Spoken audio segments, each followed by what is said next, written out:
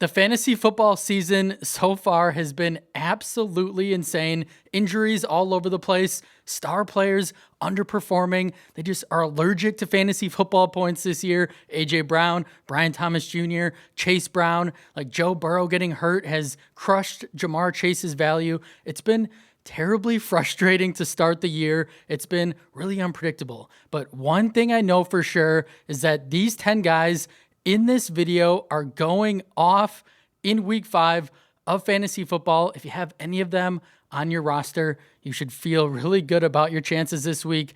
Let's start with my bold call of the week, R.J. Harvey, who I think is going to build on his breakout performance that we saw in week 4. He had 14 carries, 58 yards, 4 receptions, 40 yards, found the end zone, 19.8 fantasy points, 49 yards after contact, 42% of the running back snaps. I think that's the most notable thing here.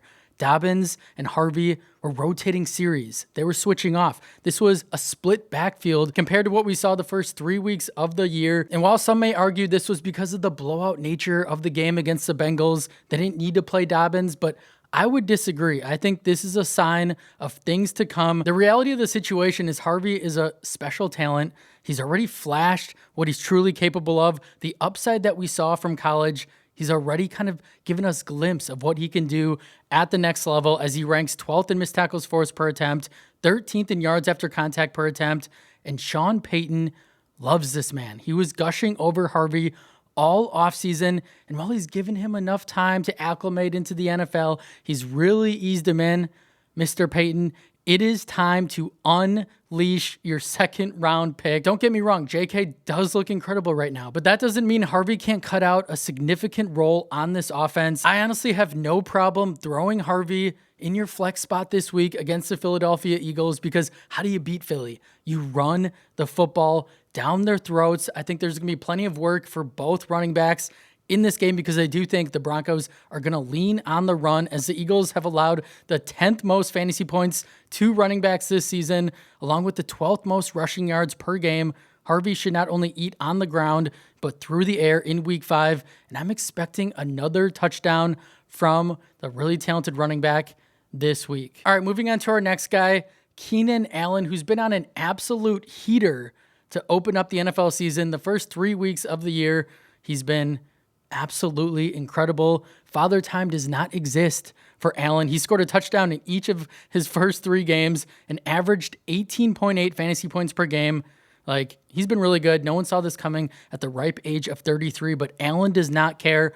He did come back down to earth a little bit in week 4, 5 receptions, 37 yards, no touchdowns, 8.7 fantasy points, but Keenan Allen is still sporting a 22.8% target share on the year. He has 3 deep targets and ranks 4th among receivers in red zone targets, so bigger days are coming. I think this is honestly another blow-up spot against the Washington Commanders, who get Jaden Daniels back under center. That's good news for them, which means I think this game has nice shootout potential, and Vegas agrees, as they have this matchup as one of the highest point totals on the slate. Keenan should be able to take advantage of this Washington secondary that's allowing the 8th most fantasy points to wideouts this season. So he said one bad game, one not so great game, but keep Keenan locked into your lineup, and I think he goes off and really shows up for you in a massive way this week. All right, moving on to our next guy, Alvin Kamara, another older player who Alvin hasn't been great so far this year. I don't know if it's all his fault, but we know he was overshadowed by Kendre Miller's mini breakout party in week 4.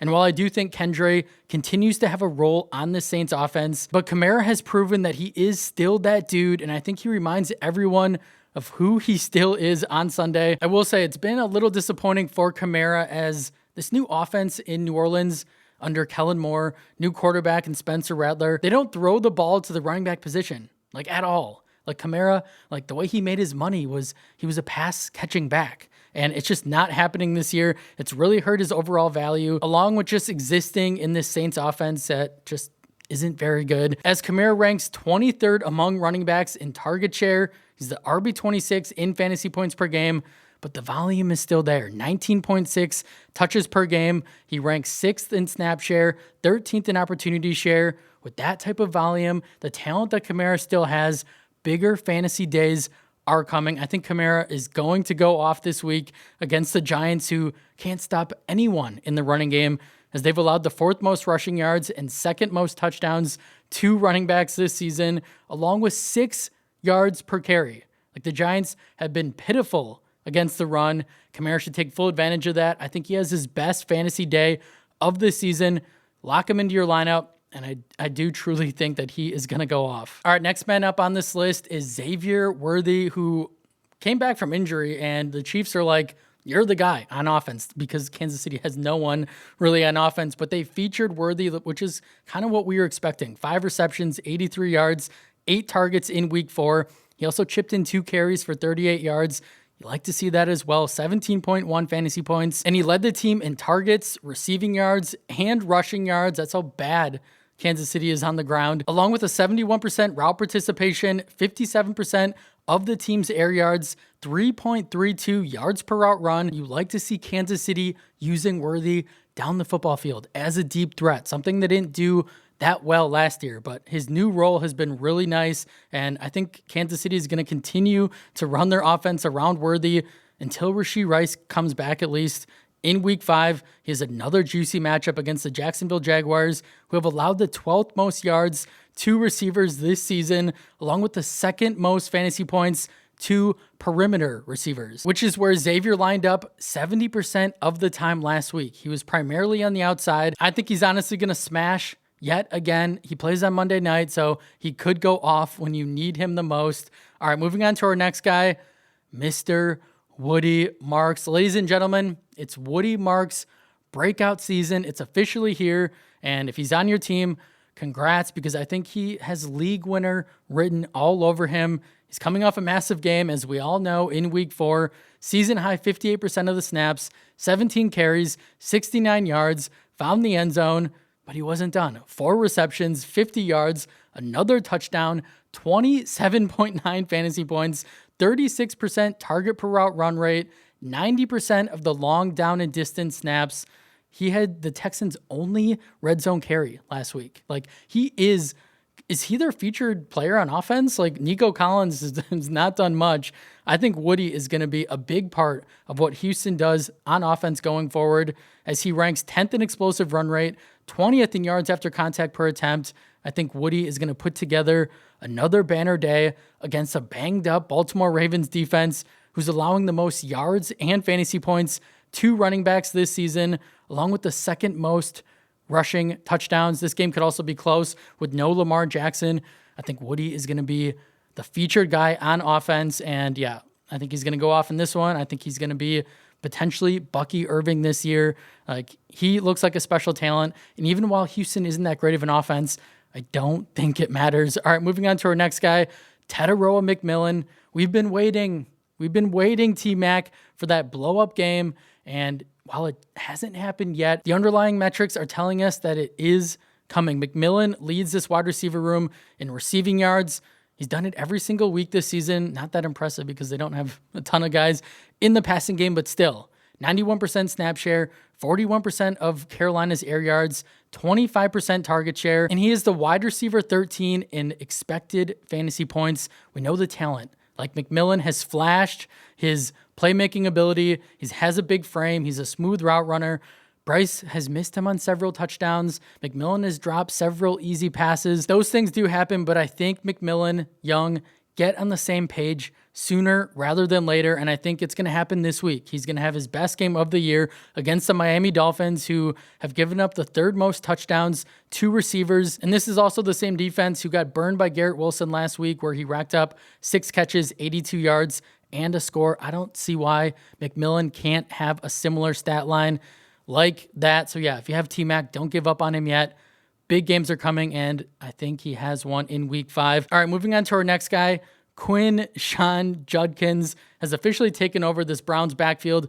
It didn't take long for him to do that either. It's kind of crazy to believe that this guy is a rookie because he's been incredible. Like, turn on the tape. He's been absolutely outstanding. RB11 in fantasy over the last 2 weeks, while averaging 22 touches, 105 total yards, 16.5 fantasy points per game. And the Browns are going to continue to lean on Judkins for the rest of the year. Like they showed us last week against the Lions, that even if they're trailing, they're still going to run the football. They do not care, as Quinshon handled 85% of Cleveland's rush attempts so far this year, and he can also get it done in the passing game. Why not? What can this man not do? 4 receptions for 33 yards last week, and he put up 21.5 fantasy points against Detroit in a tough matchup. What is he going to do this week in a matchup where it's against the Minnesota Vikings? Like, he could put up a 50 burger. It would not shock me at all, as this defense allowed Kenneth Gainwell to have a career day against them, as he racked up over 100 total yards and 2 touchdowns. So yeah, I think Judkins is going to run all over this defense. And if you got him on your roster, if you drafted him, if you picked him up, kudos to you. Nice work, as he's going to ball out all year long. All right, moving on to our next guy, Deebo Samuel, who I think is looking like one of the better fantasy picks in all of fantasy football this year. He's the wide receiver 10 right now, averaging 16.3 fantasy points per game, and he's topped 17 fantasy points in 3 of his first 4 games with the Commanders. He looked great last week in a game with no Jaden Daniels. He had Marcus Mariota at quarterback, and he did not care. He still came through, 6 receptions, 72 yards, found the end zone, 20.1 fantasy points. Deebo is the perfect fit for this Clint Kubiak system and has looked revived after a rocky final year in San Francisco,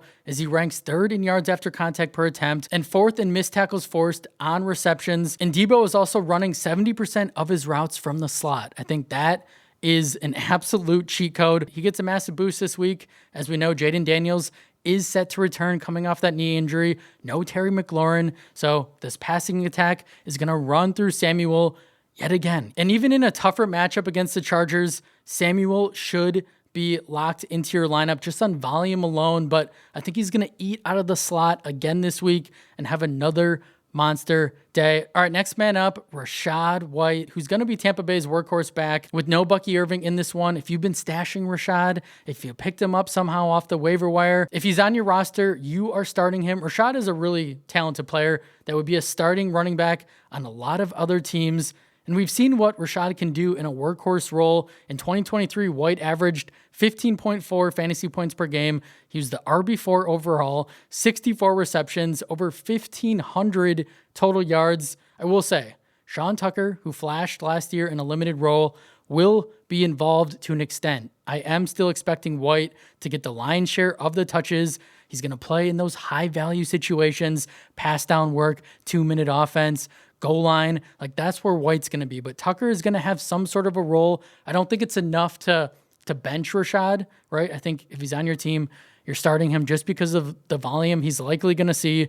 And we know Rachaad, his specialty is in the passing game, which is a great thing for this week against the Seattle Seahawks, who are stingy on the ground against running backs, as they are allowing the 6th fewest rushing yards per game. But you can throw on them, as they are number 1 in most receptions and receiving yards allowed to running backs. So that's great news for White. I think he's going to have a field day and rack up a ton of fantasy points in this one. Expect Rachaad to take full advantage of this workhorse role. And it would not shock me at all if he fell into the end zone as well. And last guy up on this list is Stefon Diggs. I really like Diggs this week in a revenge game against his former team, the Buffalo Bills, on Sunday Night Football, prime time. That's when Diggs thrives. And he's coming off his best game as a New England Patriot in week 4, 6 receptions, 101 yards, 7 targets, 16.1 fantasy points. He finally might be rounding into form. We know he's coming off that torn ACL.